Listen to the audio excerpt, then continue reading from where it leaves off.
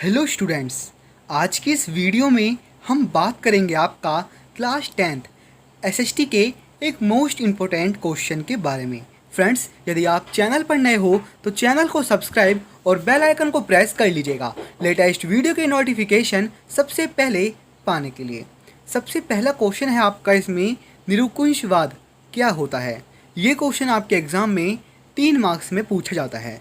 निरुकुंशवाद का सामान्य अर्थ एक ऐसी सरकार या शासन व्यवस्था से है जिसकी सत्ता पर किसी प्रकार का कोई अंकुश नहीं होता, उसे बोलते हैं आपका निरंकुशवाद सरकार या निरंकुशवादी। आपको बता दें, एक तरीके से इसे हम बोल सकते हैं आपका तानाशाह करना, मतलब जो भी प्रजा है उसका कुछ ना सुनना, उसकी भलाई के लिए कोई भी कार्य ना करना, केवल और केवल अपना ही भला चाहना, उसे बोलते हैं आपका निरंकुशवाद। इतिहास में एक ऐसी राजशाही सरकार को निरंकुश सरकार कहते हैं जो अत्यंत केंद्रीकृत, सैन्य बल पर आधारित हो और काफ़ी दमनकारी हो। तो इसका मतलब आप समझ चुके होंगे आपका निरंकुशवाद का मतलब क्या होता है। बात करते हैं आपकी सेकंड डेफिनेशन के बारे में। सेकंड डेफिनेशन है आपकी कल्पनादर्शी। कल्पनादर्शी का मतलब क्या है, इसके नाम से ही आपको लग रहा होगा किसी की कल्पना करना। हाँ फ्रेंड्स, इसका मतलब है एक ऐसी समाज की कल्पना करना जो इतनी आदर्श हो कि उसका साकार होना लगभग असंभव हो, यानी वो होना या ना होना बराबर हो।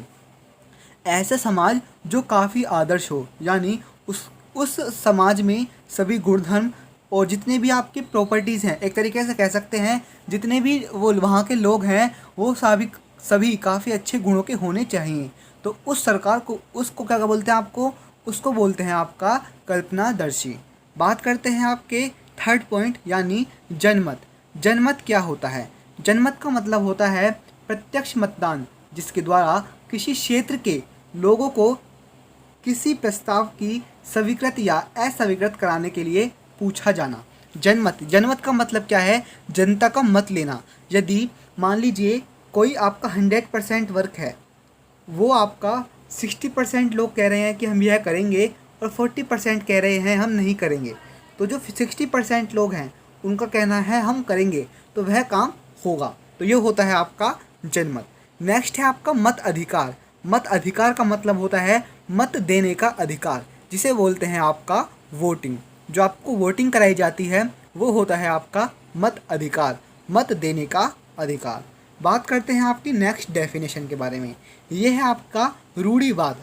रूढ़िवाद का मतलब क्या है, राजनीतिक दर्शन जिसने परंपराओं के लिए महत्व पर बल दिया है, संस्थाओं एवं प्रथाएं स्थापित की तथा तीव्र परिवर्तन की अपेक्षा धीमा विकास का महत्व दी, उसे बोलते हैं आपका रूढ़िवाद। रूढ़िवाद का मतलब क्या है, जो भी सरकार आती है चली जाती है, वो क्या करती है, वो एक दूसरे के ऊपर आरोप लगाते हैं, जिसकी वजह से जो हमारी प्रथाएं हैं, संस्थाएं हैं, ये काफ़ी इनमें जो काम होता है वो धीरे धीरे होना शुरू हो जाता है।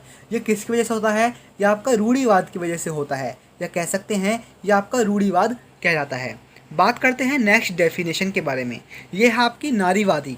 नारीवादी का मतलब क्या है, नारीवादी का मतलब ये है जो भी महिलाएं हैं उनके अधिकार या उनके हितों के बारे में जो भी कल्पना करना, उसे बोलते हैं आपका नारीवादी। इसकी डेफिनेशन क्या है, इसकी डेफिनेशन है महिलाओं के अधिकारों व हितों के प्रति जागृति जो नर नारी के सामाजिक, आर्थिक तथा राजनीतिक समानता के विश्वास पर आधारित हो, उसे बोलते हैं आपका नारीवादी। बात करते हैं आपके नेक्स्ट डेफिनेशन के बारे में, जो है आपका मानव जातीय। मानव जातीय क्या होती है, यह नस्ल, जनजातीय एवं सांस्कृतिक उद्यम या पृष्ठभूमि से साकार जिसके संबंध है, इसके साथ ही एक समुदाय की पहचान होती है जिसका वह दावा करता है। मतलब जो भी मानव होता है वो अलग अलग जाति से बिलोंग करता है। आप सभी भी अपने यहाँ जाति समुदाय की बात करते होंगे, तो उसे ही बोलते हैं आपका मानव जाति। हम इसमें किसी नस्ल, जनजाति, सांस्कृतिक कार्यक्रम या संस्कृति उन सभी की बात करते हैं। उससे पता चलता है कि यह मानव कौन सी जाति का है। बात करते हैं आपकी नेक्स्ट डेफिनेशन के बारे में। ये है आपकी अनियोक्ति। अनियोक्ति का मतलब क्या है, जब एक भावात्मक विचार यानी लोभ, ईर्ष्या, स्वतंत्रता, मुक्ति किसी व्यक्ति या वस्तु के माध्यम से अभिव्यक्त किया जाता है आपका अनियोक्ति कहलाता है। यानी जिसमें हमारी कोई भावना विचार उत्पन्न हो रही हो उसे बोलते हैं आपका अनियोक्ति। अनियोक्ति का दो अर्थ होते हैं, एक तो शाब्दिक और दूसरा प्रतीकार्थ यानी प्रतीक का अर्थ। तो ये सारी आपकी 8 मोस्ट इम्पोर्टेंट डेफिनेशन हैं। यदि आप इन सभी डेफिनेशन की प्रिपरेशन कर लेते हो तो आप कम से कम 6 से 8 मार्क्स काफ़ी आसानी से पा सकते हो, क्योंकि इन डेफिनेशन में से आपके ऑब्जेक्टिव क्वेश्चन, आपके अति लघु प्रश्न और आपके दीर्घ प्रश्न बन जाते हैं। तो वीडियो आपको कैसी लगी कमेंट बॉक्स में ज़रूर कमेंट कीजिएगा। यदि आपने अभी तक चैनल को सब्सक्राइब नहीं किया है तो कर लीजिएगा ऐसे ही लेटेस्ट वीडियो के नोटिफिकेशन सबसे पहले पाने के लिए। जय हिंद, जय भारत।